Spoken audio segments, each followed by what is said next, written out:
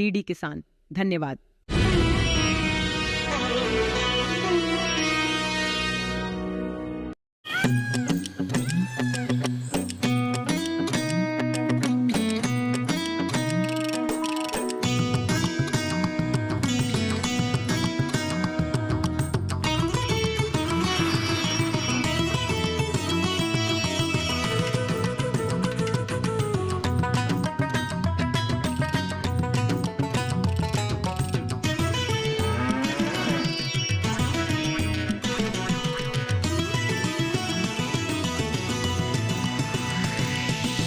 DD किसान, बदलते भारत की शान।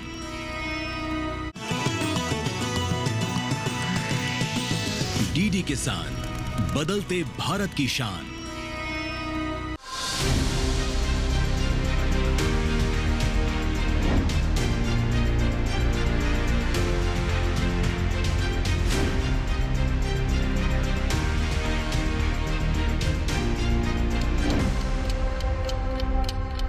नमस्कार, दूरदर्शन किसान पर आप सभी का बहुत स्वागत है। एक बार फिर से हम आपके सामने लेकर हाजिर हैं कार्यक्रम विचार विमर्श।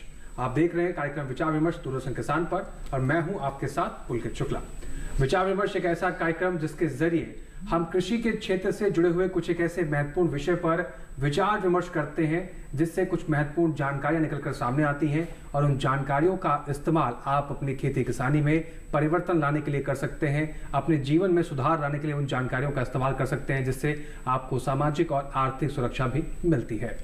हर बार की तरह एक नया विषय लेकर एक बार फिर से हम आपके सामने हाजिर हैं। विचार विमर्श में आज हम चर्चा करेंगे खाद्य प्रसंस्करण पर। खाद्य प्रसंस्करण क्या है और कैसे इसका लाभ उठाया जा सकता है, इसके बारे में आज बातचीत करेंगे। और रोजमर्रा के जीवन की अगर बात की जाए तो ऐसे तमाम उत्पाद हैं जिसका इस्तेमाल हम अपने जीवन में सुबह से लेकर शाम तक कई बार करते हैं। ये सभी उत्पाद खाद्य प्रसंस्करण करके बनते हैं। जी हाँ दोस्तों, खाद्य प्रसंस्करण को अगर आसान भाषा में समझा जाए तो कुछ खाद्यान्न ऐसे होते हैं जिनको तकनीक का इस्तेमाल कर प्रसंस्कृत किया जाता है ताकि वो ज़्यादा समय के लिए उपयोग किया जा सके और ज़्यादा फायदा उनसे लिया जा सके। खाद्य प्रसंस्करण की अगर हम बात करें तो एक ऐसा उद्योग भी इसको कहा जा सकता है जो भारतीय अर्थव्यवस्था में एक बहुत योगदान महत्वपूर्ण अपना देता है। जी हाँ दोस्तों, 6% भारतीय अर्थव्यवस्था की जो योगदान है वो खाद्य प्रसंस्करण के जरिए आता है। खाद्य प्रसंस्करण न केवल योगदान देता है बल्कि रोजगार के अवसर भी पैदा करता है। आज भारत में करीब 9 मिलियन से ज्यादा रोजगार खाद्य प्रसंस्करण के जरिए लोगों को मिल रहे हैं। अब ये सेक्टर कितना महत्वपूर्ण है, कैसे इसका फायदा उठाया जा सकता है, और प्रधानमंत्री नरेंद्र मोदी जी की अगर बात करें तो उन्होंने भी अपने मन की बात के कार्यक्रम में खाद्य प्रसंस्करण पर जोर दिया था।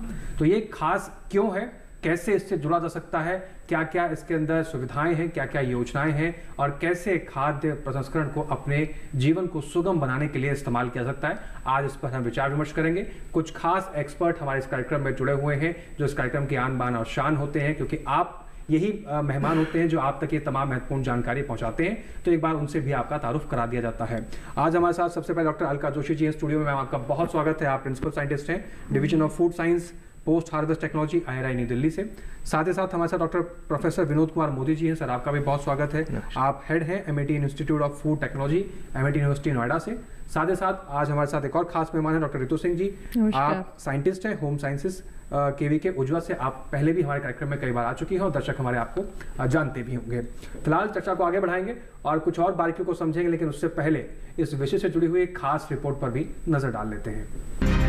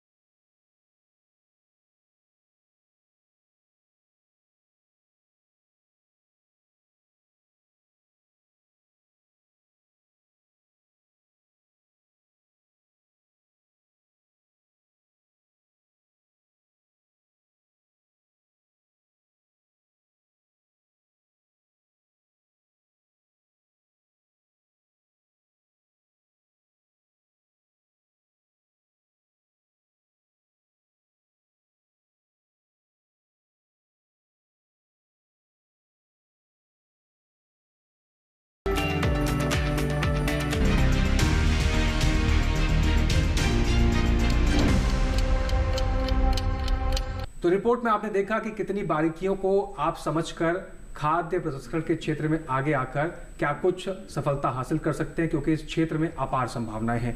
डॉक्टर ऋतु सिंह जी का रुख करते हैं चर्चा का। सबसे पहला सवाल मैं आपसे ही करूंगा डॉक्टर ऋतु जी, आप काफी समय से खाद्य प्रसंस्करण से जुड़ी हुई हैं, कितनी संभावनाएं आप देखती हैं भारतीय कृषि में? जो किसान भाई हैं अगर इस क्षेत्र से जुड़ते हैं तो आगे क्या कुछ लाभ कमा सकते हैं? जी, काफ़ी संभावनाएं हैं, क्योंकि जो खेती हम लोग किसान हमारे करते हैं और उत्पादन जब लेते हैं और बाज़ार में जब बेचते हैं तो कई बार ऐसा होता है कि उत्पादन इतना ज़्यादा हो जाता है कि उसका मूल्य उनको नहीं मिल पाता, पर जानकारी, प्रसंस्करण की जानकारी ना होने के कारण उनको जो भी दाम मिल रहा होता है तो उससे उनको काफ़ी ज़्यादा नुकसान उठाना पड़ता है। तो ऐसे में आपका खाद्य प्रसंस्करण बहुत ज़्यादा अहम एक भूमिका कहेंगे कि अदा करता है, क्योंकि ये इससे हमारा देश का आर्थिक, जैसे आपने बताया कि काफ़ी अच्छा आर्थिक स्तर भी हमारा जो सुधर रहा है इसे खाद्य प्रसंस्करण करने से, तो काफ़ी संभावनाएं हैं। और क्योंकि अगर किसान खाली खेती करके कहे कि अगर आय लेना चाहे तो संभव नहीं है अगर उसको खाद्य प्रसंस्करण जब तक ना जोड़ा जाए। तो एक हमें एक कहेंगे कि एक खेती को हमें एक बिजनेस के तौर पे लेना पड़ेगा। अगर हमारा किसान एक अच्छी आय लेना चाहता है, दुगनी आय लेना चाहता है अपने खेती से, तो चाहे वो कोई भी फसल हो, आप प्रसंस्करण आप हर क्षेत्र में कर सकते हैं। चाहे आप अनाज की खेती कर रहे हो उसमें आप प्रसंस्करण कर सकते हैं, आप दाल की खेती कर रहे हैं उसमें आप प्रसंस्करण कर सकते हैं, सब्जियां हैं, मसाले हैं, आप किसी भी खाद्य पदार्थ को प्रसंस्करण कर सकते हैं। इससे आपको सबसे बड़ा फ़ायदा एक तो ये होता है कि आपको औने पौने दाम पे बेचने से मुक्ति मिलती है। दूसरा, जो भी आपका प्रसंस्कृत उत्पाद आता है उसका दाम आपका 2 से 4 गुना बढ़ जाता है जो भी आप बाजार में बेचते हैं। दूसरा और तीसरा, आप एक आय, आपकी एक बहुत अच्छी एक आय का एक स्रोत बन जाता है। इसीलिए खाद्य प्रसंस्करण एक बहुत अहम भूमिका निभाता है कृषि के क्षेत्र में। जी, तो कुल मिलाकर बात की जाए तो फूड प्रोसेसिंग जिसको हम कहते हैं, और इसको आप ये भी कह सकते हैं कि वैल्यू एडिशन, क्योंकि आपके उत्पाद का दाम को इस प्रसंस्करण ने बढ़ा दिया है, जिससे आपकी आय भी बढ़ जाती है। डॉक्टर अलका जी का रुख करते हैं। डॉक्टर अलका जी, बात करते हैं वैल्यू एडिशन की, किस तरीके से उत्पाद को ये बढ़ाता है, उसके मूल्य को बढ़ाता है। और अगर हम बात करें किसान भाइयों की, तो आज ऐसे कौन कौन से खाद्यान्न हैं जिसका प्रोसेसिंग कर कर उसके उत्पाद बनाए जा रहे हैं? धन्यवाद। मैं आपको ये बताऊंगी कि मूल्य संवर्धन कई डायरेक्शन में हो सकता है, कई दिशाओं में हो सकता है। जैसे ऋतु मैडम ने बताया, हमें पहले देखना है कि हमारे पास उत्पाद क्या है, हम उससे ही प्रॉफिट निकाल सकते हैं या लाभ निकाल सकते हैं जो उत्पाद हमें आसपास सबसे कम लागत में अवेलेबल हो। अगर किसान भाई खुद अपनी खेती करके खुद उत्पाद ले सकते हैं तो बहुत अच्छी बात है। नहीं करते हैं तो उन्हें ये देखना चाहिए कि आसपास हमें कौन सा उत्पाद कम से कम लागत में मिल सकता है। फिर हमें मार्केट का सर्वे करना चाहिए, थोड़ा बहुत सर्वे, कि मार्केट में ऐसा क्या है जो अवेलेबल है, जो उपलब्ध है, और हम क्या एक्स्ट्रा या क्या अतिरिक्त कर सकते हैं जिसके लिए मार्केट में मुझे ज़्यादा कंज्यूमर मिले, ज़्यादा उपभोक्ता मिले। जैसे मैं बहुत छोटा सा एग्जांपल देती हूँ, हमने बचपन से ऑस्मोड्राइड कैंडी खाई है। ऑस्मोड्राइड जैसे आंवला की कैंडी खाई है, बहुत छोटा सा एग्जाम्पल है। आंवला की कैंडी कोई भी किसान भाई बहन अपने घर में भी बना सकते हैं, उसे लघु और एक इस तरह के उद्योग की तरह भी ले सकते हैं। क्यों ना हम उसमें कुछ एडिशन कर दें, जैसे उसमें प्राकृतिक रंग ही मिला दें। एक काली गाजर के रंग को जब मिलाया जाता है तो वही जो आंवला है वो आपको लाल रंग का मिलेगा, वही आंवला की कैंडी आपको प्राकृतिक लाल रंग की मिलेगी। तो और हम कंज्यूमर को बताएं भी, उन्हें ज्ञान भी दें कि ये एंटीऑक्सीडेंट रिच है, तो क्या होता है आपके हेल्थ भी उससे बढ़ती है और आपको ज़्यादा कंज्यूमर उसके लिए आते हैं। आपको बस ये देखना है कि मार्केट में क्या अवेलेबल है और हम क्या बना सकते हैं कम से कम लागत में, जिससे ज़्यादा से ज़्यादा उपभोक्ता तक पहुँचा जा सके, ज़्यादा से ज़्यादा उपभोक्ता उसके लिए अट्रैक्ट हो सके। तो कई ऐसे सेक्टर हैं, कई ऐसी दिशाएं हैं जिसमें हम मूल्य संवर्धन कर सकते हैं। मूल्य संवर्धन की सबसे पहले आवश्यकता उस उत्पाद को है जो जल्दी खराब होता है, जैसे हमारे फ्रूट्स एंड वेजिटेबल हैं, फल और सब्जियां हैं जी। और उस उत्पाद को सबसे ज़्यादा ज़रूरत है जिसके साथ ग्लट की प्रॉब्लम है। ग्लट जिसे बोलते हैं भरमार। भरमार मतलब एक बार किसान जब उसे लगाएगा इतना भरमार आ जाएगा मार्केट में कि बहुत कम दाम में अवेलेबल होगा। वही आपकी अपॉर्चुनिटी है, वही जो उद्यम कर रहा है उसकी वही अपॉर्चुनिटी है कि जब मार्केट में वो ग्लट में मिल रहा है उसे वो ज़्यादा मात्रा में ले ले, उसे संरक्षित कर ले, चाहे वो फ्रेश के फॉर्म में संरक्षित कर ले या फिर उसका पल्प निकाल कर, गूदा निकाल कर, या किसी भी फॉर्म में उसे संरक्षित कर ले, और जब मार्केट में डिमांड हो, जब उपभोक्ता की डिमांड हो, उसे उत्पाद में बदलकर मूल्य संवर्धित करके अपने उपभोक्ता को दे दे। जैसे बेल का मैं एग्जांपल देती हूँ। बेल के पल्प को हमने संरक्षित कर दिया जब बेल का ग्लट है, और जब उपभोक्ता की डिमांड आए या इंडस्ट्री की डिमांड आए, उसको हमने RTS इक्वेशन बदल के अपने उपभोक्ता के लिए दिया। तो ये एक बहुत सिंपल सी चेन है जिसके कड़ियाँ जुड़ जाएं तो मूल्य संवर्धन से लाभ ही लाभ है हमारे किसान भाई बहनों को। जी, तो ये कुछ ऐसे उत्पाद है जिसका मूल्य संवर्धन कर आप प्रोडक्ट्स बना सकते हैं, और मार्केट में जब आप इन प्रोडक्ट्स को लेकर जाते हैं तो जाहिर तौर पर हम देखते हैं, जैसे मैंने पहले भी कहा, कि आजकल इन प्रोडक्ट्स की बहुत ज़्यादा डिमांड है, और रोज़मर्रा के जीवन में सुबह से लेकर शाम तक हम अनगिनत बार इन प्रोडक्ट्स का इस्तेमाल करते हैं अपने खाने में, अपने रोज़मर्रा के जीवन में और तमाम एक्टिविटीज़ में। प्रोफेसर विनोद जी का रुख कर लेते हैं। प्रोफेसर विनोद जी, अगर हम बात करें, ये तो अनाज, सीरियल्स और इस तरह के प्रोडक्ट्स की बात हो गई, अगर बात करें हम मांस की, तो हमारे भारत में काफ़ी बड़े लेवल पर मांस उत्पादन भी होता है, और इस पर हम एक्सपोर्ट भी अच्छा खासा करें, चाहे फिशरीज सेक्टर की बात करें या फिर सी लाइन में, जैसे ऐसे तमाम ऐसे उत्पाद हैं।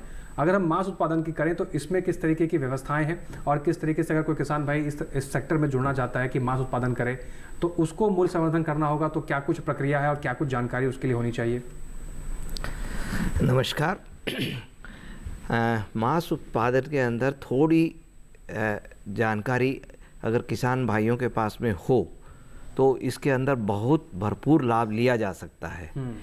इसके अंदर स्पेसिफिकली और देखा जाए तो इसके जब जानवर को इसको दो हिस्सों में बांटा जाता है। पहले जानवर की ब्रीडिंग करना, उस जानवर को मांस क्वालिटी में बनाना, दूसरा उसको स्लॉटर हाउस के अंदर काटने के बाद में मांस बनाना, पहले एनिमल की ब्रीडिंग करना। हमारे कंट्री के अंदर, हमारे देश में सबसे बड़ी समस्या ये है कि जो जानवर हमको मांस उत्पाद के लिए चाहिए उनकी ब्रीड बहुत कम है। हमारे पास में जैसे शीप है, भेड़ है या बकरी है, उनकी जो मांस जो अच्छी क्वालिटी का दे सके वो ब्रीड बनानी ज़रूरी है। अगर उसको पिकअप करके उसको लेके उसका मांस बनाया जाए तो बहुत बड़ा। तो किसान भाइयों को इस विषय पे पहले ध्यान देना है कि जिसका मांस उत्पाद करना है, जो मांस उत्पाद वाली ब्रीड है, शीप है या मुर्गी है, उनको लिया जाए और उससे मांस बनाया जाए। तो मांस कब बनेगा? जब उनकी प्रॉपर और अच्छी तरह से साइंटिफिक तरीके से उसको काटा जाए और उसको प्रोसेस किया जाए। तो हमारे जो दुविधा यही है कि उसको काटने की विधियां बहुत है अलग अलग। तो किसान भाई जहाँ पे भी इसको एक कारपोरेशन का एबेटायर है वहाँ पे काटा जाए, उनको बिल्कुल स्वस्थ कंडीशन के अंदर, अच्छा पानी हो वहाँ पे और स्वस्थ का जो सुविधाएं उपलब्ध होनी चाहिए वो उसको उपयोग करके उसको बनाया जाए। उससे क्या होता है, बेसिकली जो मांस उत्पाद होता है उसकी जो लाइफ है, उसको रख रखाव का तरीका है वो बढ़ जाएगा, उसकी शेल्फ लाइफ ज़्यादा आएगी, और सबसे बड़ा फैक्टर है वो क्वालिटी मीट मिलेगा। आपको नरम मीट मांस मिलेगा जिससे आप खाते हैं तो उसका टेस्ट ही अलग आएगा। तो वो मांस को बनाने के लिए एक छोटी सी ट्रेनिंग की मैं कहूँगा ज़रूरत है, जो गवर्नमेंट ऑफ इंडिया के कई सेंटर्स में मिलती है, और उसके ज़्यादा लंबा चौड़ा प्रोग्राम नहीं है। 1 हफ्ते 10 दिन की ट्रेनिंग लेने से अच्छे मांस की क्वालिटी कैसे बनाई जाए और उसको कैसे मार्केट में बेचा जाए वो उसको मिल सकती है। मांस काटने के बाद में सबसे बड़ा उसको पैकेजिंग, वॉशिंग और स्टोरेज कैसे करना है, ये भी इसी विधि की एक कड़ी है जी। इसके अंदर अगर हम उसको साइंटिफिक तरीका थोड़ा सा यहाँ पे लाना ज़रूरी है, क्योंकि सबसे जल्दी और ख़तरनाक तरीके से ख़राब हो जाता है मीट। अगर हमने कहीं भी लापरवाही की थोड़ी सी तो ये नुकसानदायक होता है। इसलिए इसकी थोड़ी रख रखाव के लिए प्रॉपर हाइजीन कंडीशन और पैकेजिंग कंडीशन और स्टोरेज टेम्परेचर, 3 चीज़ों का ध्यान देना बहुत ज़रूरी है। उसके बाद में इसमें काफ़ी लाभ उठाया जा सकता है अगर ये प्रोसेसिंग की अगर कंडीशन वैल्यू एडिशन कर दे। जो लोकल मार्केट में कोई वैल्यू एडिशन नहीं है, सीधा काटा और बेच दिया। अगर किसान भाई इसको थोड़ा सा प्रोसेस करके इसको मार्केट में देंगे तो उसको 20 से 30% ज़्यादा प्राइस आराम से मिल जाता है जी। ये एक मांस की जो मार्केटिंग कोल्ड चेन सिस्टम इसमें थोड़ा सा लाया जाए। अगर कोल्ड चेन नहीं भी है तो भी अगर उसको स्वच्छ कंडीशन में बनाया जाए तो उसकी जो रखने की जो टाइम पीरियड है वो बढ़ जाएगा, इतनी जल्दी फास्ट स्पॉयल नहीं होगा।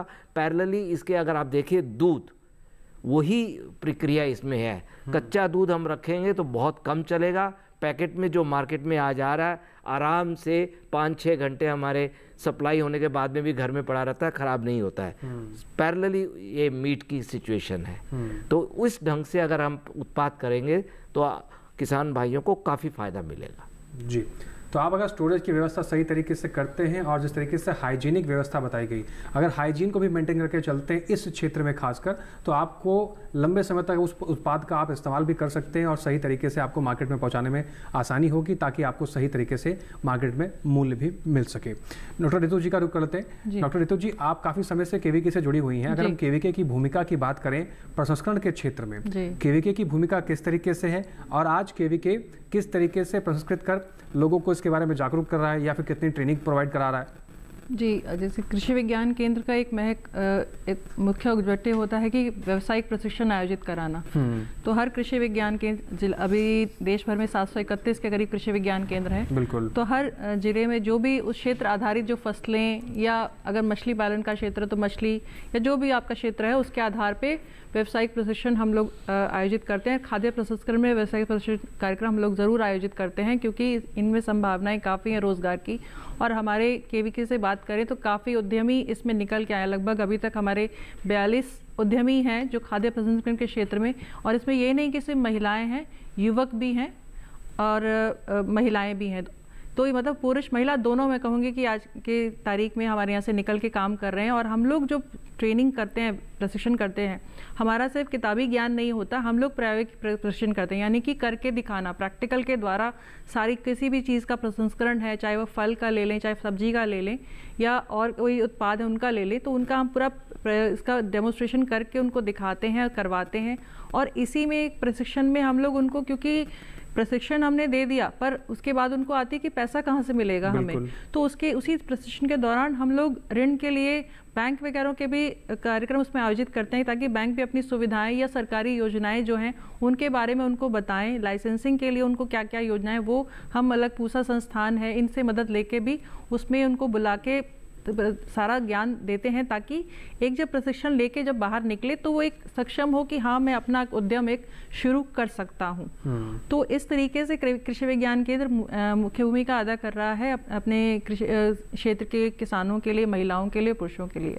जी, तो ये कुछ खास व्यवस्थाएं और सुविधाएं भी हैं सरकार द्वारा, और केवीके का बहुत महत्वपूर्ण योगदान रहता है इस क्षेत्र में। जैसे मैं आपने बताया कि लगातार ऐसे कई उद्यमी हैं जिनको स्थापित किया जा चुका है, और न केवल आपको प्रसंस्करण के बारे में जानकारी दी जाती है, बल्कि आपको ये भी व्यवस्थाएं दी जाती है कि आप बैंक से कैसे लोन ले सकते हैं, ऋण व्यवस्था भी आपको उपलब्ध कराई जाती है, ताकि आप एक सफल उद्यम में अगर शुरुआत करना चाहते हैं तो आपको कोई समस्या का सामना ना करना पड़े। कुछ और बारीकियों को समझेंगे, लेकिन यहाँ वक्त हो गया एक छोटे से ब्रेक का। आप बने रहें और देखते रहें कार्यक्रम विचार विमर्श।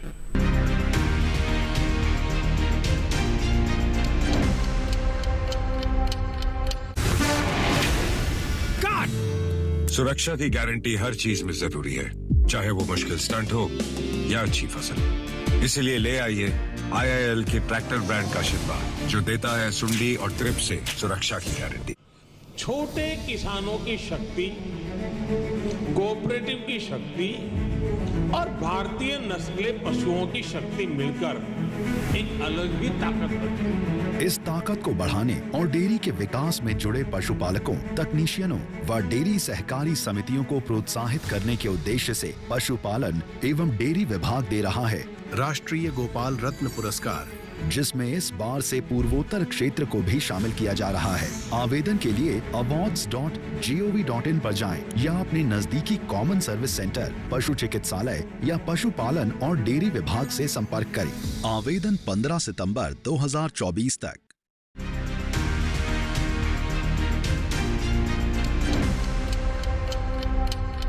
ब्रेक के बाद एक बार फिर से आप सभी का स्वागत है। आप देख रहे हैं कार्यक्रम विचार विमर्श। एक महत्वपूर्ण विषय पर हम चर्चा कर रहे हैं और कैसे इस विषय से आप जुड़कर अपनी आमदनी को बढ़ा सकते हैं, जिस विषय का नाम है खाद्य प्रसंस्करण। ये विषय क्या है और इसके बारे में क्या कुछ जानकारियाँ आपको उपलब्ध कराई जा रही हैं, इसको जानने के लिए आपको ये पूरा कार्यक्रम अंत तक देखना बहुत ज़रूरी है, क्योंकि आप अगर बढ़ाना चाहते हैं तो इस कार्यक्रम से ज़रूर जुड़े रहिए।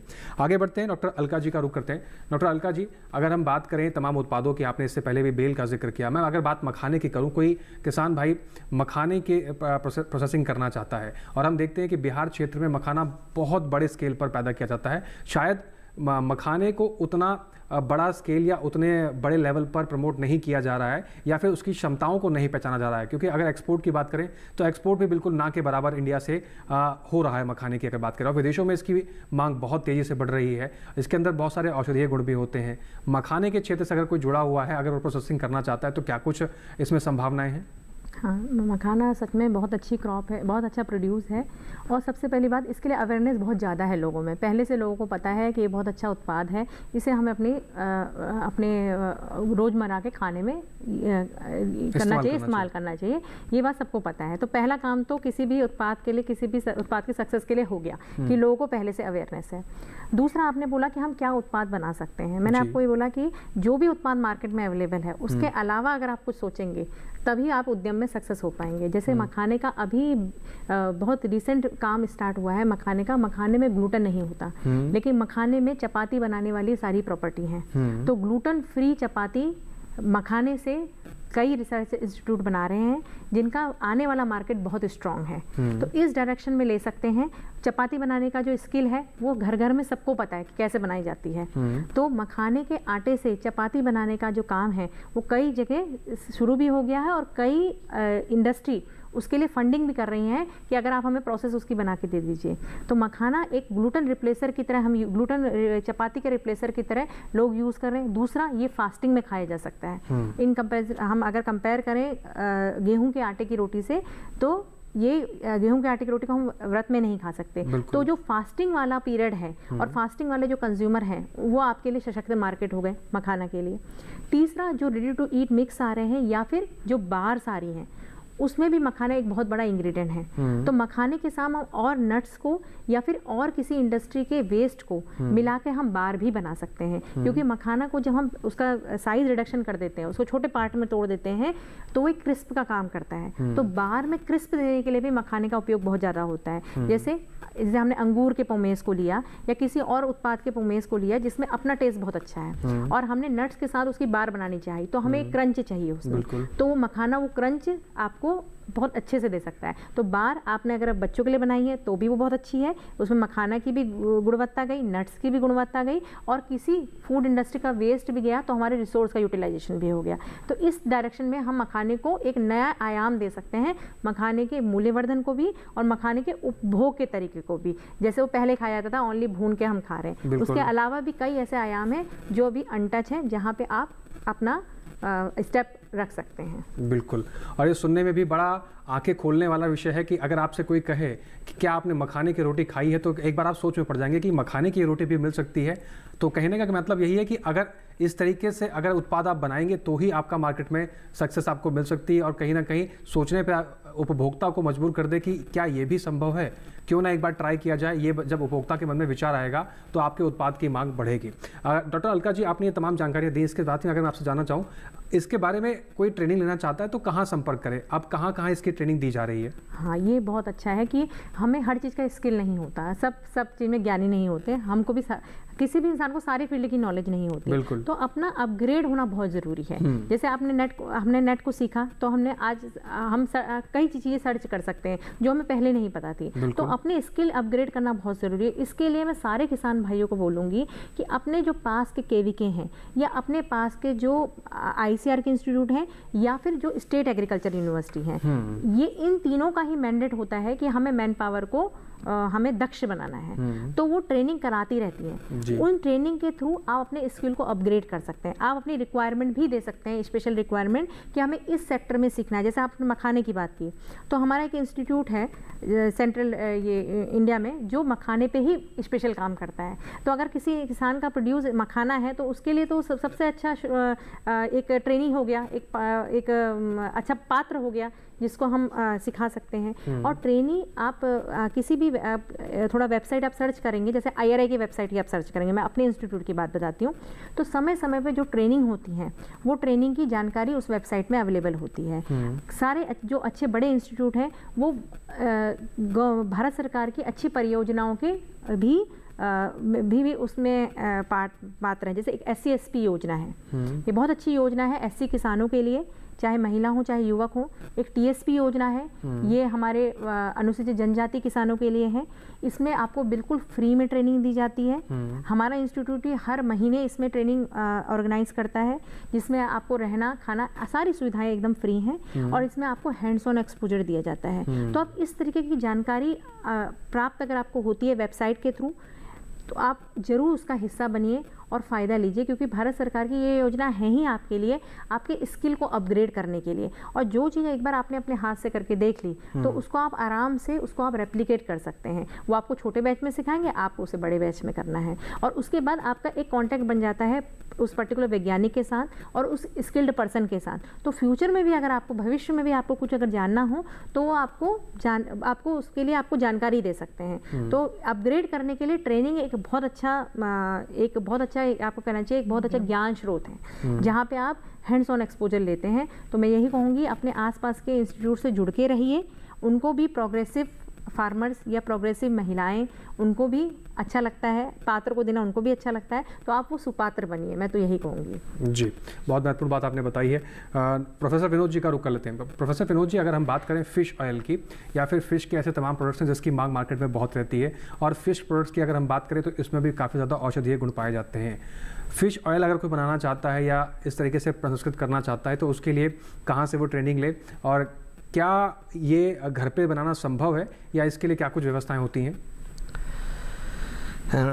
ये आपका सवाल लेने से पहले मैं डॉक्टर अलका के मखाने के ऊपर एक छोटी सी और एक आप लोग को जानकारी देना चाहूँगा, जो अभी रिसेंटली हाल ही में विकसित की गई है। मखाने की खीर और मखाने की बर्फ़ी 5 मिनट में तैयार हो जाती है जी। इसके अंदर ये कन्वीनियंस प्रोडक्ट के अंदर है जो कि विकसित की गई है। इसके अंदर आपको 5 मिनट तक उसमें सब चीज़ें हैं, खाली आपको गर्म पानी डालना है, 5 मिनट तक छोड़ना है। आपकी चाहे उसकी बर्फ़ी बना लो, उसकी एक विधि अलग है, अगर खीर बनानी है उसकी विधि अलग है।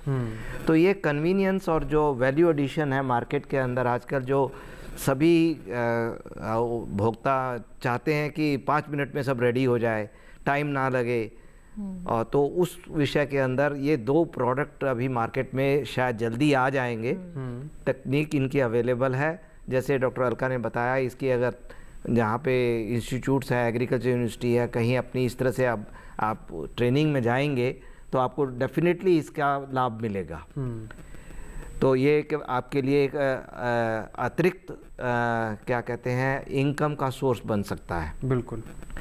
फ़िश के बारे में पूछा है, तो फ़िश एक ऐसी चीज़ है जो कि कॉमनली हमारे कंट्री में हर सेक्टर में मिल भी जाती है और इसका उपयोग भी होता है। तो इसकी एक जो प्रोडक्ट्स हैं इसके, तो एक नया प्रोडक्ट अभी मार्केट में शुरू हो गया है और पहले से भी आ रहा है। जैसे आलू के चिप्स आते हैं, वैसे फिश वेफर्स है। इसके अंदर कोई ज़्यादा लंबा प्लांट नहीं है। किसान भाई अगर इसकी तरफ ध्यान दें तो बना सकते हैं प्रोडक्ट, और एक नया प्रोडक्ट मार्केट में दे सकते हैं जिसकी बड़ी आसानी से बिक्री की जा सकती है। ये सारे फ़िश के गुण इसमें उपलब्ध हैं। थोड़ी बनाने की विधि अगर ट्रेनिंग लेके सीख ली जाए तो किसान भाई इसको अपना सकते हैं। इसी तरह से फ़िश के एक रेडी टू ईट, जो वही फिर से कन्वीनियंस प्रोडक्ट हम लोगों ने बनाया हुआ है, जिसके अंदर जैसे आप नमकीन खाते हैं उसी तरह से एक फ़िश क्रिस्पी करके बनाया गया है, जो पैकेट के अंदर खोलो और खा सकते हो। ये भी कोई मतलब बहुत साधारण विधि है। इसके अंदर जो अनपॉपुलर अनयूटिलाइज्ड फ़िश होती है, छोटी फ़िश जिसको मार्केट में कोई बहुत कम वैल्यू मिलती है, इसके ऊपर वैल्यू एडिशन की जा सकती है। इसके अंदर आपको फ़िश, उस पर्टिकुलर फ़िश को प्रोसेस करना है, और उसके अंदर जो हमारे इंडियन ट्रेडिशनल तरीके हैं, पकाने के वही हैं, और इसमें स्पाइसेस वगैरह डाल के और इसके अंदर कुछ एक आधुनिक तरीके से उसको पैकिंग करके तो इस प्रोडक्ट को जो कि 4 महीने तक आपके हमारे भारतीय कंडीशन के अंदर रूम टेम्परेचर पे जिसको रह सकता है उसका भी उत्पाद किया जा सकता है। नेक्स्ट सवाल आता है फिश ऑयल। ये एक स्पेसिफिक टेक्निक है जो कि थोड़ी सी इसके लिए ट्रेनिंग की काफ़ी ज़रूरत है और इसका उत्पाद किया जा सकता है, परंतु इसके लिए एक स्पेसिफिक वैरायटी की फ़िश चाहिए जी, उसी से फ़िश ऑयल बनता है। ये ऐसा नहीं है कि कोई भी फ़िश हम यूज़ कर लें जिससे हमको फ़िश ऑयल मिल जाए, क्योंकि इसकी जो बनाने की विधि थोड़ी सी एक्सपेंसिव है, तो उसका ध्यान रखते हुए एक पर्टिकुलर फ़िश का ही यूज़ किया जाता है और उससे ऑयल वगैरह निकालने की विधि है वो की जाती है। परंतु इसकी वैल्यू एडिशन जो फ़िश ऑयल है जो है वो बहुत ज़्यादा है, बहुत डिमांड है इसका आयुर्वेद के अंदर और हमारी मेडिसिनल यूज़ के अंदर काफ़ी महत्व है ऑयल का। और उसके बाद में जो फ़िश ऑयल और इसके जो वैरायटी मिलती है फ़िश की जिससे ऑयल हमको मैक्सिमम मिलता है, एक्सेस मिलता है, उसका थोड़ा सा ध्यान किया जाए तो एक आसान विधि के हिसाब से तरीके से फ़िश ऑयल भी बनाया जा सकता है। जी, तो फिश का प्रयोग भी इस तरीके से कई उसमें उत्पाद भी कर सकता है। सबसे बढ़िया जो आपने बात बताई कि इसके जो वेफल्स बनाकर निकल कर सामने आ रहे हैं उस तरीके से प्रसंस्कृत करके आपको चिप्स के रूप में भी, अगर आप मीट के लवर हैं या नॉनवेज लवर हैं तो आप इस तरीके से भी आप इन उत्पादों का इस्तेमाल कर सकते हैं और इस तरीके के उत्पाद को बना भी सकते हैं। डॉक्टर अलका जी का रुख कर लेते हैं एक बार फिर से। डॉक्टर अलका जी, अगर हम बात फ्रूट्स की करते हैं तो ज़्यादातर हमें सुनने में मिलता है फ्रूट्स के अचार बनते हैं, फ्रूट्स के जैम हो गए, फ्रूट्स के जूस हो गए, क्योंकि आपने कहा कि हमें कुछ ऐसा उत्पाद बनाना चाहिए जो मार्केट में कम देखने को मिल रहा है, जिसके ऑप्शंस ना हो। फ्रूट्स का और इस्तेमाल किस तरीके से किया जा सकता है और क्या क्या उत्पाद बनाने की इसमें संभावनाएं हैं? हाँ, फ्रूट्स के केस में मैंने आपको बताया कि फ्रूट पेरिशेबल है, वेजिटेबल पेरिशेबल है। ये दोनों का प्रोसेसिंग का जो तरीका है प्रिंसिपल वाइज, सिद्धांत वाइज ये एक जैसा है, काफ़ी हद तक एक जैसा है, क्योंकि दोनों में पेरिशेबिलिटी की प्रॉब्लम है। दोनों में क्या है, एक बार में गलट आएगा, बहुत ज़्यादा भरमार आएगी, हमें उसे प्रोसेस करना है। बिल्कुल। तो प्रसंस्करण के कुछ सिद्धांत हैं जिनके द्वारा हम इनकी विधानी आयु को बढ़ा सकते हैं। अगर गलट की बात करें तो अगर सब्जियों के केस में देखें तो आलू और टमाटर, इसमें गलट बहुत आता है। प्याज भी उसी कैटेगरी में है। बिल्कुल। तो आलू के साथ क्या है, अभी तक हम केवल चिप्स सोचते हैं कि हम आलू के चिप्स खाएंगे, हाँ पापड़ बना लेंगे, फिर उसमें आ जाता है जो लोग ज़्यादा वसा नहीं खाते उनको वो चिप्स पसंद नहीं, तो क्यों ना हम चिप्स ही बनाएं, लेकिन हम ऐसी टेक्निक से बनाएं कि उसमें वसा कम जाए। हम सिंपल फ्राइंग ना करके एक वैक्यूम फ्राइंग बहुत सिंपल ऑपरेशन है, उसके थ्रू हम चिप्स बनाएं या हम बेकिंग के थ्रू चिप्स बनाएं, जिससे हमारी लागत कम हो जाएगी और हमारे लिए कंज्यूमर ज़्यादा होंगे। यानी कि हमें कुछ इनोवेशन करना है। जैसे मैं आपको टमाटो का केस बताती हूँ, टमाटर का केस है। सब लोग उससे प्यूरी बनाना जानते हैं, केचप बनाना जानते हैं। अब प्यूरी केचप ही पहले से बहुत इंडस्ट्री है। बिल्कुल। तो हम क्या करना है कि जब हम प्यूरी केचप बनाते हैं, आपको जो छन के निकल गया उससे आपने केचप और प्यूरी बना ली, जो बच गया उसे हम पोमेज कहते हैं। वो पोमेज भी बहुत वैल्यूबल है। उसमें टमाटर के सीड भी हैं, टमाटर के सारे गुण भी हैं, छिलका भी है, लाइकोपीन भी है जिसके लिए टमाटर हम खाते हैं। बिल्कुल। और लाइकोपीन एक ऐसा तत्व है जो टेम्परेचर से मरता नहीं है, टेम्परेचर से खराब नहीं होता। जितना आप तापमान बढ़ाएंगे उसकी वो बॉडी को उतना ही मिलता जाता है, उतना ही अच्छा जाता जाता है टमाटर। तो क्या है, वो जो पोमेज है उसको भी हमें फेंकना नहीं है, हमें वेस्ट को यूटिलाइजेशन करना है, हमें रिसोर्स को यूटिलाइज करना है। तो क्या हम उस पोमेज को यूज़ कर सकते हैं? जी हाँ, कर सकते हैं। उस पोमेज को हमें ड्राई कर देना है, क्योंकि हम पोमेज, क्योंकि मॉइस्चर बहुत ज़्यादा है, आर्द्रता बहुत ज़्यादा है, नमी बहुत ज़्यादा है, जल्दी नमी से खराब हो जाएगा। हम उस पोमेज को ड्राई कर दें और उसको, अब वो लाइकोपीन की अच्छी स्रोत है, उसमें लालिमा भी है टमाटर की, हम उसे एक नेचुरल कलरेंट की तरह हम उसे ब्रेड में भी डाल सकते हैं, हम उसे मफिन में भी डाल सकते हैं, हम उसे एक्सट्रूडेड उत्पाद में भी डाल सकते हैं। जब हम उसे किसी उत्पाद में डालेंगे, ना केवल उसका एंटीऑक्सीडेंट बढ़ेगा, कार्यात्मक गुण बढ़ेंगे, उसके हेल्थ बेनिफिट बढ़ेंगे और आपके प्रोडक्ट को नेचुरल आभा भी मिलेगी। आप सिंथेटिक कलर में नहीं जा रहे हैं, प्राकृतिक कलर में जा रहे हैं, प्राकृतिक वर्ण में जा रहे हैं। कोई भी चीज़ अगर सिंथेटिक से प्राकृतिक की तरफ जाएगी तो कंज्यूमर अपने आप उसकी तरफ खींचेगा, क्योंकि आजकल लोग बहुत अवेयर हैं कि हमें सिंथेटिक चीज़ अवॉइड करनी है। तो एक तो ये हो गया कि जो हमारी मेन इंडस्ट्री है उसके वेस्ट को हम कैसे यूटिलाइज करें, एक ये तरीका है हम इनोवेशन करने का या फिर कुछ नवीनवेशी सोचने का। एक ये तरीका है कि जो मार्केट में अवेलेबल प्रोडक्ट हैं जिनके लिए कंज्यूमर पहले से ही है, हम उसमें कुछ स्लाइट इनोवेशन कर दें जिससे हमारा कंज्यूमर बढ़ जाए। जैसे मैंने बताया आप फैट रिडक्शन टेक्नोलॉजी का यूज़ करिए जिससे वसा कम जाए बॉडी में, क्योंकि आज वसा से सबके साथ प्रॉब्लम है, सबको वसा की। तो हम वसा का किस भी तरीके से हम वसा को कम कर दें, हम सिंथेटिक कलर ना यूज़ करके हम नेचुरल कलर यूज़ करें उसी प्रोडक्ट में जिसके लिए सिंथेटिक कलर में मार्केट में अवेलेबल है। जैसे टूटी फ्रूटी है, टूटी फ्रूटी आपने आइसक्रीम में भी खाई होगी, कस्टर्ड में भी खाई होगी, केक में भी खाई होगी। क्या हम उसी टूटी फ्रूटी को उसी पेठे से बनाएं या उसी पपीते से बनाएं जिससे वो बनता आ रहा है, हम उसमें कोई आर्टिफिशियल कलर ना डालें, हम उसमें चुकंदर का कलर डालें, हम उसमें काली गाजर का कलर डालें। काली गाजर और चुकंदर का कलर बहुत आसानी से निकाला जा सकता है, बहुत आसानी से साल भर के लिए प्रिजर्व किया जा सकता है। उस कलर को आप डालें तो क्या होगा, प्राकृतिक आभा भी बढ़ेगी और वही सारे फ़ायदे होंगे जो मैंने आपको पहले ही बताए। और इससे क्या फ़ायदा होगा कि जब आप उसे किसी उत्पाद में डालेंगे तो आप बेझिझक हैं कि आपने अपने उत्पाद का भी यूज़ किया और आप बेझिझक हैं कि आप कितनी टूटी फ्रूटी डालें, सिंथेटिक कलर ज़्यादा तो नहीं हो गया, FSSAI रेगुलेशन तो नहीं आएगी। तो ये सारा आप इन सब चीज़ों से मुक्त हैं क्योंकि आप प्रकृति की तरफ जा रहे हैं। और ये दोनों ही कलर जो मैंने इत्तेफाकन मेरे मुंह से दोनों कलर निकले, ये दोनों ही कलर नॉट ओनली इंडिया में, ये पूरे विश्व में अप्रूव्ड कलर हैं। तो आपका प्रोडक्ट केवल इंडिया में ही नहीं, आप कहीं भी बाहर इसे बेच भी सकते हैं, आप इसे निर्यात भी कर सकते हैं। तो इस तरीके के छोटे छोटे इनोवेशन, आपको बहुत बड़ा काम नहीं करना है, कम लागत के इनोवेशन है। जहाँ आपने सिंथेटिक कलर डाला वहाँ आपने नेचुरल कलर डाला, तो क्या होगा, इस बहुत कम लागत के इनोवेशन है जिसके लिए आपको मार्केट में अधिक प्राइस मिलेगा और अधिक उपभोक्ता मिलेंगे।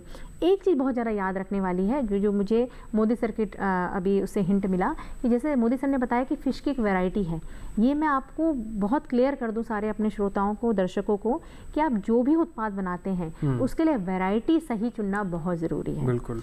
जो हमारे पूसा के इंस्टीट्यूट है, ICAR के इंस्टीट्यूट है, या हमारी KVKs हैं और हमारे जो एग्रीकल्चर यूनिवर्सिटीज़ हैं, वो अच्छी से अच्छी वैरायटीज़ उनके पास हैं। आप उन साइंटिस्ट से, उन प्रोफेसर से मिलिए कि कौन सी वैरायटी हमारे प्रोडक्ट के लिए सबसे अच्छी रहेगी। अगर आपने सही वैरायटी का चुनाव कर लिया तो आपको सक्सेस के चांस आपके बहुत बढ़ जाते हैं, प्रॉफिट के चांस बहुत बढ़ जाते हैं। जैसे आप चिप्स के लिए मैं आपको बात बताऊंगी, CPRI शिमला है, वो टोटली डिवोटेड है आलू के लिए, तो उनके पास चिप्स की बहुत अच्छी 4-5 वैरायटी हैं, फ्राइज़ की 4-5 बहुत अच्छी वैरायटी हैं, 3 बहुत अच्छी वैरायटी हैं। तो क्या है, अगर आप उन वैरायटी को लेकर चलेंगे तो क्या होगा, आपका उत्पाद भी अच्छा बनेगा, कॉम्पिटिटिव उत्पाद बनेगा जिसके लिए मार्केट में ज़्यादा डिमांड होगी। तो तीसरा, आपका प्रॉफिट मार्जिन बढ़ेगा क्योंकि वो वैरायटी बनाई ही उस प्रोडक्ट के लिए है।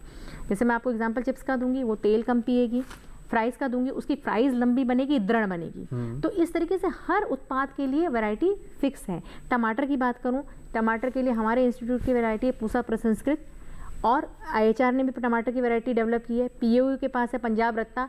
ये वो वैरायटी है जो टमाटर के उत्पाद को सोच करके बनाई गई हैं ताकि आपकी उसमें यील्ड बढ़े, आपका उसमें प्रॉफिट बढ़े, आपको ज़्यादा कैचअप, ज़्यादा प्यूरी मिलेगी तो आपका प्रॉफिट मार्जिन बढ़ेगा। तो आपको वैरायटी सही चुननी है, आपको पहला रॉ मटेरियल सही चुनना है। आपने पहला रॉ मटेरियल अगर आपने सही चुन लिया तो आपके सक्सेस के चांसेस बहुत बढ़ जाते हैं। तो इसको, ये पॉइंट आपने बिल्कुल मिस नहीं करना है। बिल्कुल, अपने मटेरियल का चुनाव के साथ साथ उसकी प्रजाति कौन सी है इसका भी चुनाव होगा, और साथ साथ आपको जानकारी भी होनी चाहिए, क्योंकि जानकारी का अभाव अगर आपको रहेगा तो आप प्रोडक्ट कोई भी चुन लें, आप आगे नहीं बढ़ पाएंगे। तो साथ साथ जानकारी लेना भी बहुत आवश्यक होता है। तो ये कुछ खास बातें हैं, अगर आप प्रसंस्करण के क्षेत्र से जुड़ना चाहते हैं तो इन बातों का इस्तेमाल कर आप आगे बढ़ सकते हैं, चर्चा को आगे बढ़ाएंगे। लेकिन यहाँ वक्त हो गया और छोटे से ब्रेक का, आप बने रहें और देखते रहें कार्यक्रम विचार विमर्श।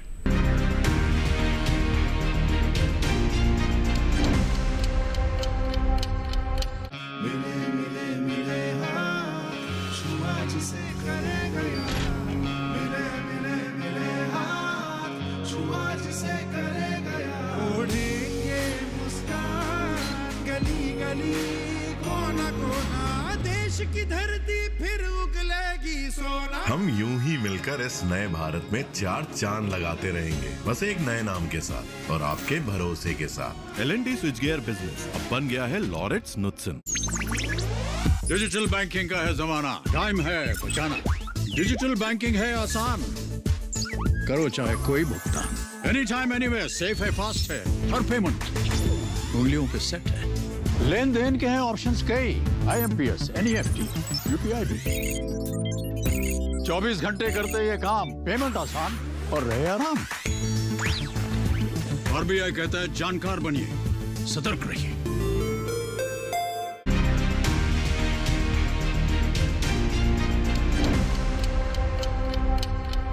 ब्रेक के बाद एक बार फिर से आप सभी का स्वागत है। आप देख रहे हैं कार्यक्रम विचार विमर्श। कुछ महत्वपूर्ण मुद्दे पर हम बात कर रहे हैं और इससे जुड़ी हुई खास जानकारी आप तक पहुंचाने की कोशिश की जा रही है ताकि किसान भाई इन जानकारियों का सही तरीके से इस्तेमाल कर इस क्षेत्र से जुड़कर अपनी आय को बढ़ा सकते हैं।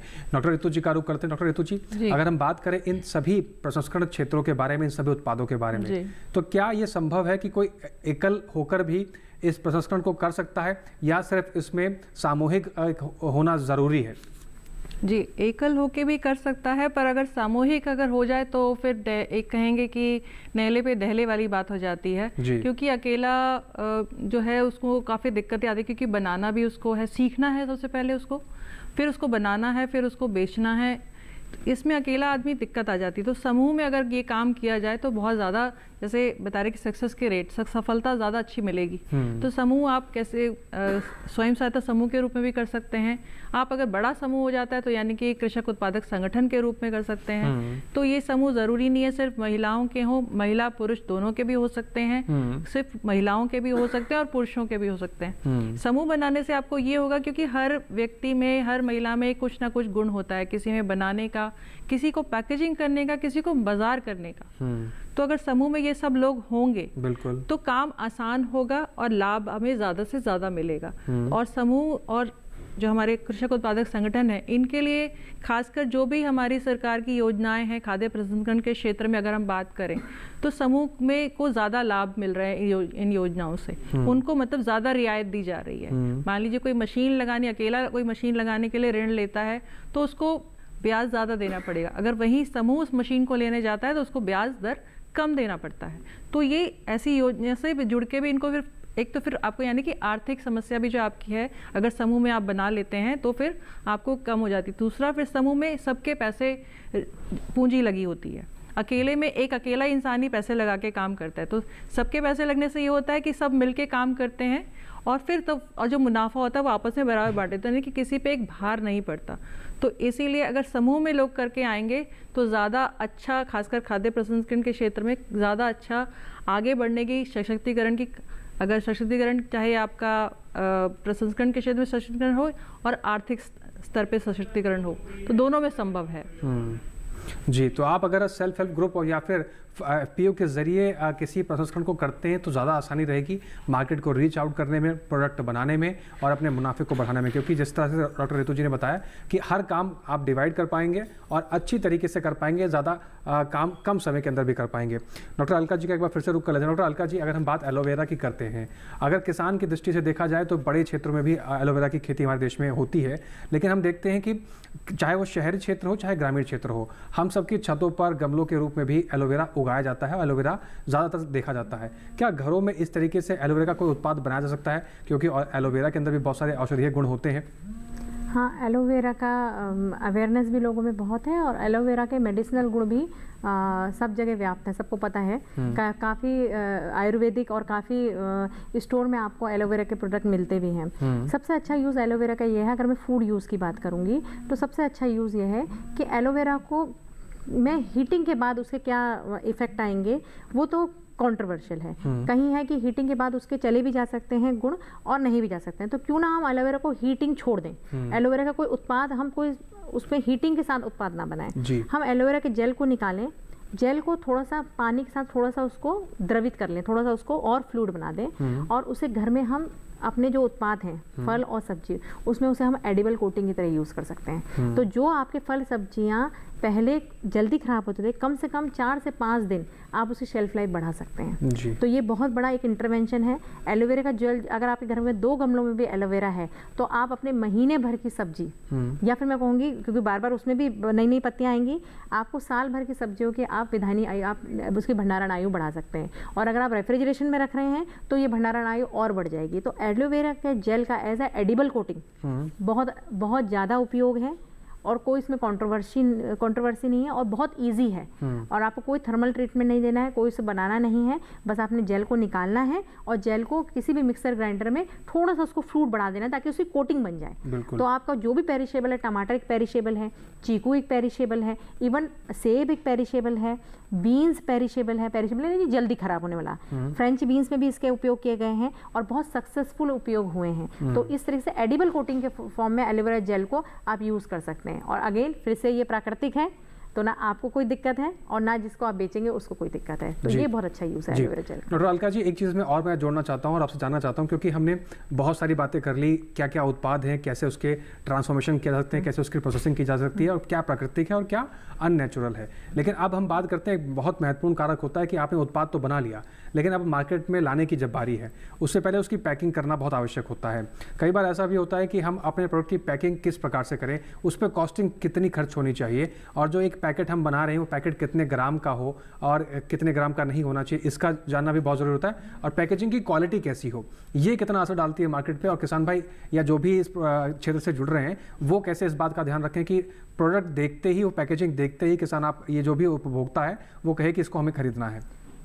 देखिए, पैकेजिंग बहुत इंपॉर्टेंट आयाम है। पैकेजिंग को हम साइलेंट सेल्समैन कहते हैं, यानी कि जो चुप रह के आपका उत्पाद बेच दे, वो होता है पैकेजिंग। जब आप कहीं जाते हैं, आप एक एक चीज़ के लिए दुकानदार को नहीं बुलाते हैं, आप उसी पैकेजिंग से सारी इन्फॉर्मेशन ले लेते हैं कि उसकी न्यूट्रिशन वैल्यू क्या है, उसके इंग्रेडिएंट क्या है। पहला तो आपको ये ध्यान रखना है, आपको पूरी FSSAI गाइडलाइन फॉलो करनी है कि पैकेजिंग में मुझे क्या क्या इन्फॉर्मेशन देनी है। उसके बिना तो आप सर्वाइव नहीं कर सकते मार्केट में, और वो बहुत अच्छा है आपके लिए भी और उपभोक्ताओं के लिए भी। जितना FSSAI ने गाइडलाइन दे रखी है कि आपको ये सारी इन्फॉर्मेशन आपको देनी है, जैसे न्यूट्रिशनल लेबलिंग आपने करनी है, इंग्रेडिएंट की लिस्ट आपने देनी है, वो डेली वैल्यू का कितना आपको दे रहे हैं पार्ट, वो आपको देना है।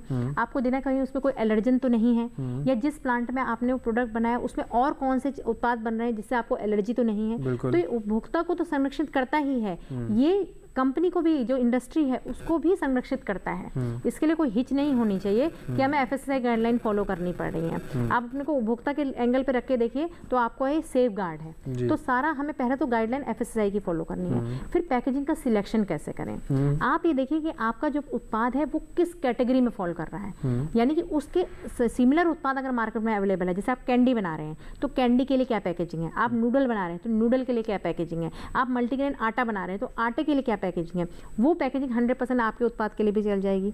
तो आपको इसमें बहुत ज़्यादा सर्च करने की ज़रूरत नहीं है, क्योंकि ये अवेलेबल है कि किस उत्पाद के लिए क्या आएगा। जैसे फ्रोज़न उत्पाद आप बनाते हैं तो प्लास्टिक का जो सबसे भारी प्लास्टिक कहते हैं जिसे, यानी कि पॉलीथीन जिसे कहते हैं, HDP, वो आराम से चल जाएगी। तो आपको इसमें बहुत सोचने की ज़रूरत नहीं कि फ्रोज़न प्रोडक्ट पहले से ही मार्केट में है, तो वो जो पैकेजिंग यूज़ कर रहे हैं वो पैकेजिंग आप भी यूज़ कर सकते हैं।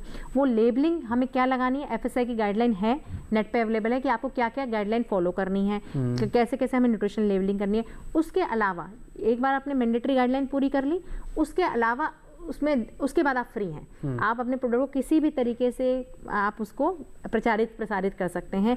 क्या उसमें USP है, USP मतलब उस प्रोडक्ट में क्या ऐसी चीज़ है, खासियत है जो औरों में नहीं है। अगर वो आपने पैकेजिंग के थ्रू आपने कन्वे कर दिया, आपने बता दिया, तो पैकेजिंग ही आपका साइलेंट सेल्समैन है। आपको फिर बहुत ज़्यादा बोलने की ज़रूरत नहीं है, वो सेल्फ एक्सप्लेनेटरी होगी कि उससे पता चल जाएगा कि आपके उत्पाद में क्या ऐसा खास है जो दूसरे में नहीं है। जैसे मैं ब्रांड का नाम नहीं लूँगी, एक ब्रांड का नूडल अवेलेबल है जिसमें इवन सात्विक है, वो उसमें प्याज और लहसुन भी नहीं है, उसे तो उसकी ब्रांडिंग उन्होंने ऐसे ही की है, और सबसे ज़्यादा वो इसलिए बिक रहा है। तो उसमें जब लिखा हुआ है कि सात्विक है, इवन फास्ट के दिन भी आप उसे खा सकते हैं, तो नथिंग लाइक दैट। बिल्कुल, तो ये भी बहुत महत्वपूर्ण बात है कि जिस तरीके से आप ब्रांडिंग करते हैं और पैकेजिंग करते हैं, क्योंकि जिस तरीके से डॉक्टर अलका जी ने बताया कि पैकेजिंग आपके प्रोडक्ट का साइलेंट सेल्समैन है, तो कहीं ना कहीं आपको इस बात पर भी बहुत ध्यान रखना चाहिए। और जिस तरीके से हम आपको बता रहे हैं कि प्रसंस्कृत क्षेत्र से अगर आप जुड़ना चाहते हैं तो नज़दीकी KVK या फिर IRI या फिर पूसा के इंस्टीट्यूट से आप जुड़कर इससे जुड़ी हुई तमाम जानकारियां आप हासिल कर सकते हैं। कुछ भी जानकारी आपको चाहिए तो लगातार ये जो संस्थान है ये आपकी सेवा में तत्पर रहते हैं और दिन रात आपके लिए ही काम करते, ताकि हमारे किसान भाई इस कृषि क्षेत्र में जो अपार संभावनाएं उसका इस्तेमाल कर आगे बढ़ सकें, अपनी आय को बढ़ा सके, हमारे देश को भी विकसित करने में काफ़ी मददगार साबित होते हैं। आज के विचार विमर्श कार्यक्रम में आज बस इतना ही। उम्मीद करते हैं कि किसान भाई इन सभी जानकारियों का सही तरीके से सही समय पर लाभ उठाकर प्रसंस्कृत क्षेत्र से अगर जुड़ेंगे तो लाभ कमा पाएंगे। डॉक्टर अलका जी, आप कितनी समय निकाल कर स्टूडियो में पहुंची, आपका बहुत शुक्रिया हमारे साथ जुड़ने के लिए। प्रोफेसर विनोद कुमार जी, आपका भी बहुत शुक्रिया। डॉक्टर रितु सिंह जी, आपका भी बहुत शुक्रिया हमारे साथ जुड़ने के लिए और ये तमाम महत्वपूर्ण जानकारी साझा करने के लिए। इसके अलावा दर्शकों, अगर आप इस कार्यक्रम से जुड़े कोई भी जानकारी या कोई भी सुझाव आप हम तक पहुंचाना चाहते हैं तो आप हमारी ईमेल आईडी का भी इस्तेमाल कर सकते हैं। आप हमारी ईमेल आईडी नोट कर सकते हैं। हमारी ईमेल आईडी है vichar vimarsh08@gmail.com। और अंत में हम आपसे यही अपील करेंगे कि जिस क्षेत्र पे और जिस विषय पर आज हमने चर्चा की उस विषय से ज़्यादा संख्या में आप जुड़ सकते हैं, लाभ कमा सकते हैं। फिर से हाजिर होंगे विचार विमर्श के इस कार्यक्रम में नए विषय के साथ, नए मेहमानों के साथ, इसी दिन इसी समय इसी चैनल पर। तब तक आप बने रहें डीडी किसान के साथ। हमें दीजिए इजाज़त। नमस्कार।